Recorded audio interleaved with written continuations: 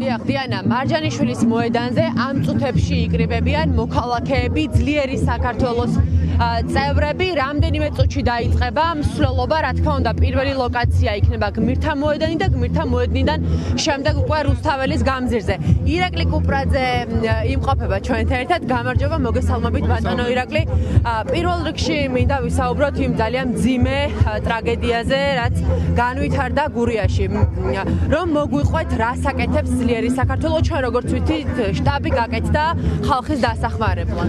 დიახ, ეს სახელმწიფო ქართული ოცნების და რუსული რეჟიმის და ივანიშვილის პირობებში ყველა მცირე გასაჭირსაც კი ტრაგედიებით ხვდება, უკვე 3 ადამიანის დაღუპვის შესახებ არსებობს ინფორმაცია, სხვადასხვა მიზეზებით, სხვადასხვა საფუძვლით ჩამონგრეულია ათობით სახლი, რა ინფორმაციაც არსებობს და ამ დროს შინაგან საქმეთა სამინისტრო ყიდულობს რაღაცა დასარბევად წყლის ჭავლიან მანქანებს, როცა თოვლის გასაწმენდად არა აქვთ ტრაქტორები. დღეს ჩვენ გვაქვს მნიშვნელოვანი გამოწვევა. ეს ქვეყანა არის გადასარჩენი.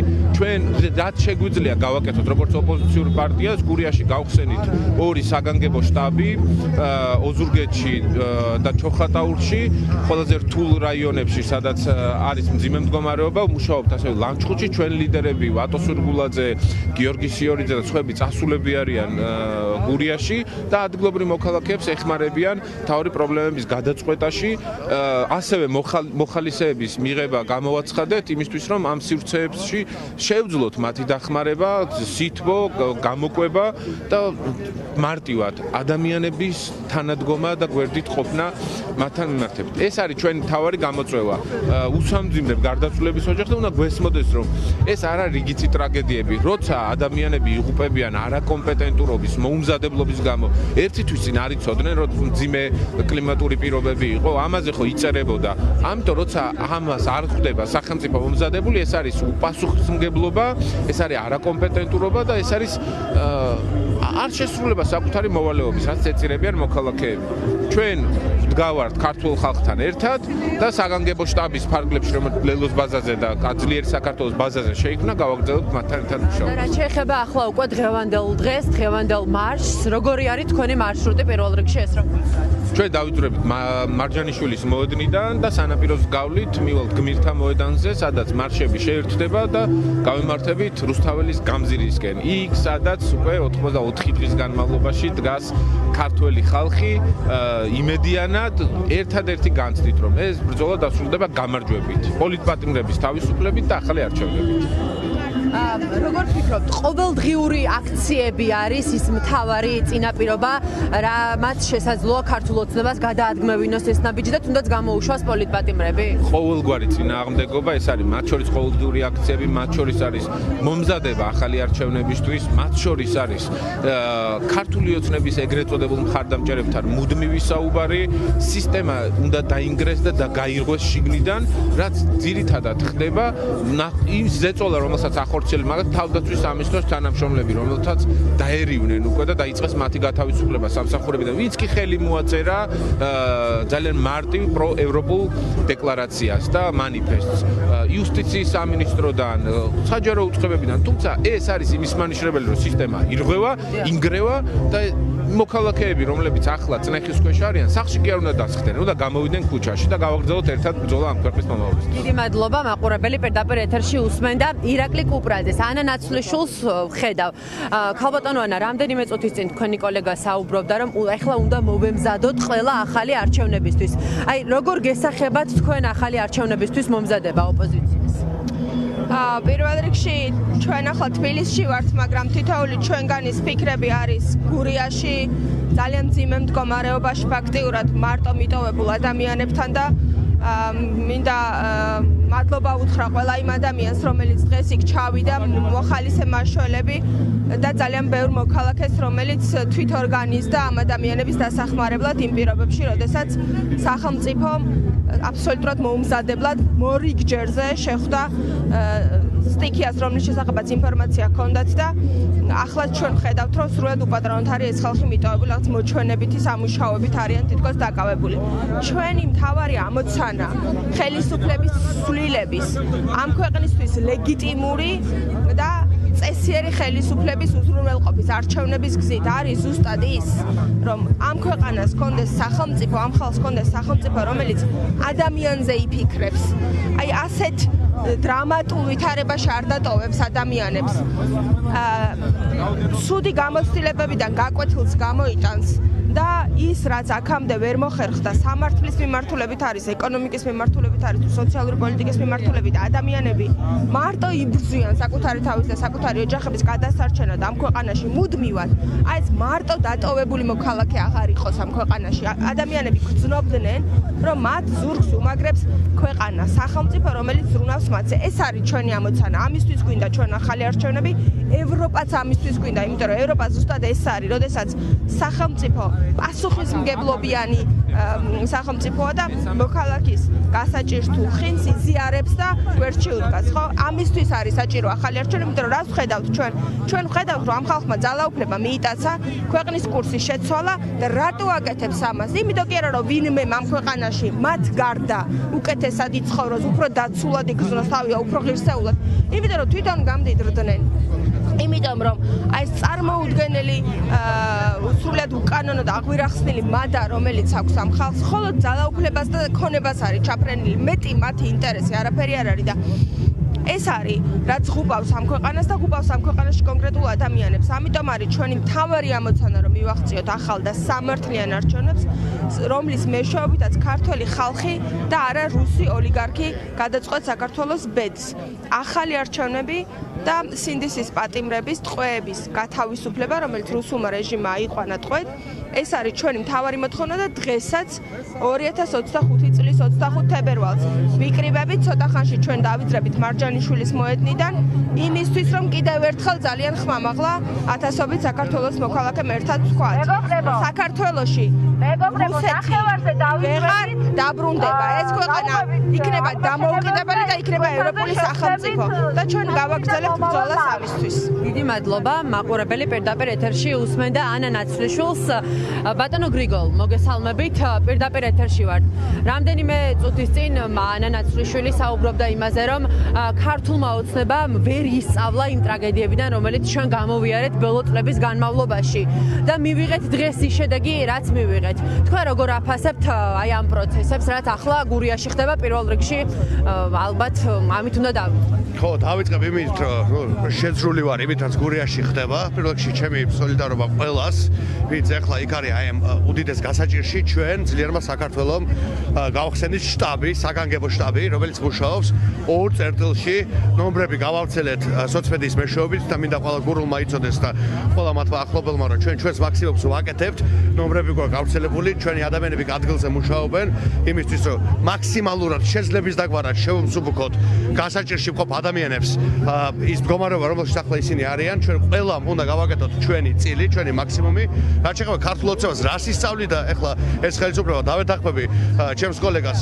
ეს ხელისუფლება არის ხმეტუნარო, არის არაკომპეტენტური. ჩვენ გვყავს პარალიზებული პარლამენტი, არაღიარებული პარალიზებული ხმეტუნარო პარაზიტებით ჩამოყალიბებული ხელისუფლება, რომლის ერთადერთი კომპეტენციაც არის ივანიშვილის მსახურება. ამაშია საქმე და ეს არის პრობლემა.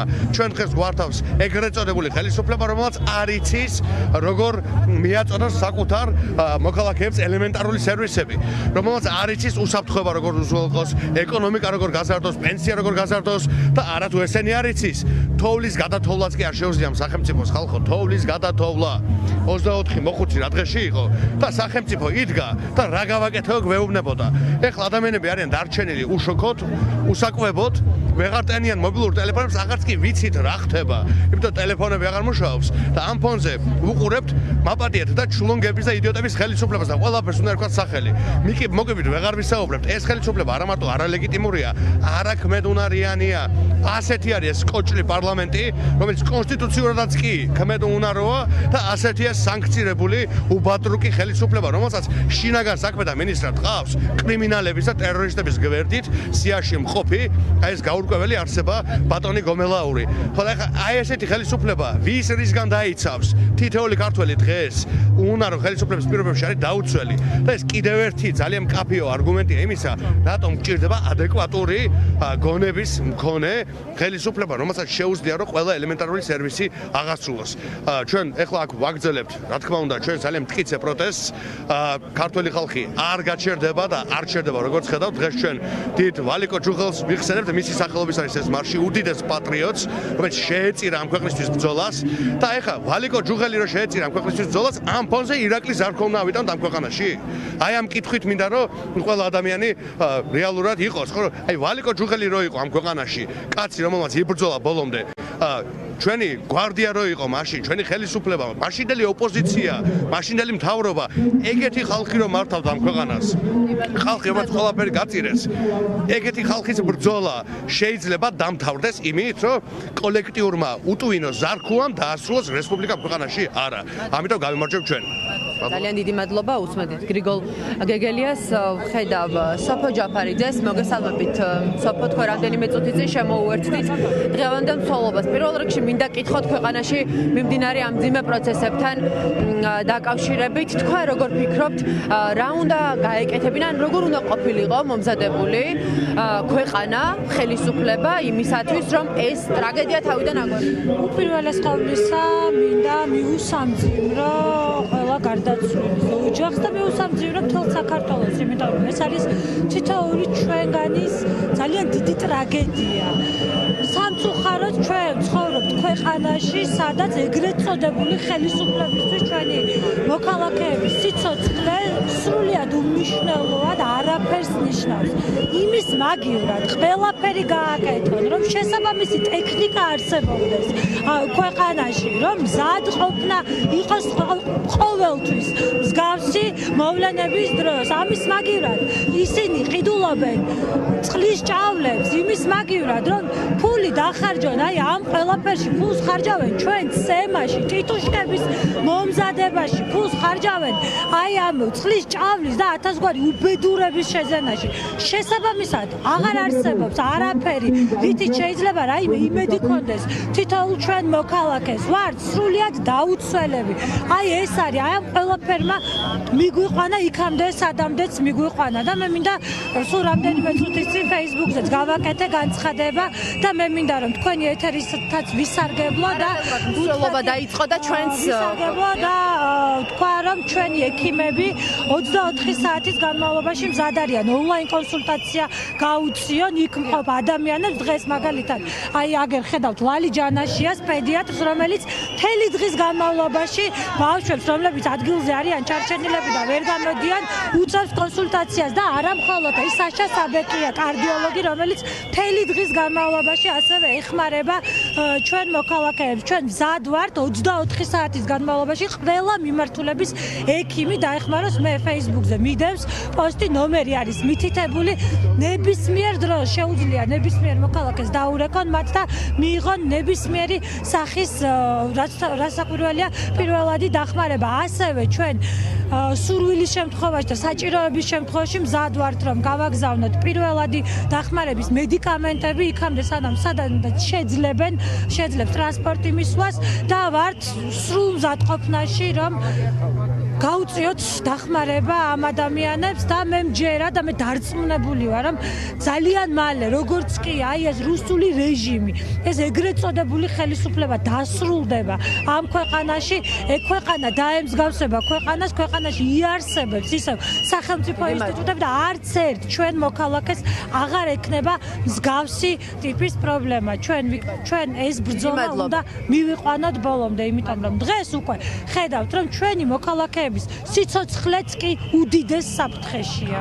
ძალიან დიდი მადლობა დიანა თქვენ უსმენთ სოფო ჯაფარიძეს მსვლელობა უკვე დაიწყო ჩემს ოპერატორს ვთხოვ კადრში გაჩვენოთ რა ვითარება არის ახლა ადგილზე აქ მოქალაქეებს მოტანილი აქვთ ბანერები წარწერით რომ ითხოვენ ახალ არჩევნებს ასევე ითხოვენ პოლიტპატიმრების გათავისუფლებას მარშრუტი კიდევ ერთხელ შევახსენებ მაყურებელს ასეთია აქ შეკრებილი ადამიანები მიდიან ახლა გმირთა მოედანზე და გმირთა მოედნიდან უკვე რუსთაველის გამზირი იქნება ბოლო წერტილი მადლობა ანამ დივანს ჩვენ დაუბრუნდებით მსვლელობებს მარშებს და ამის პარალელურად თავარი ამბავი ალბათ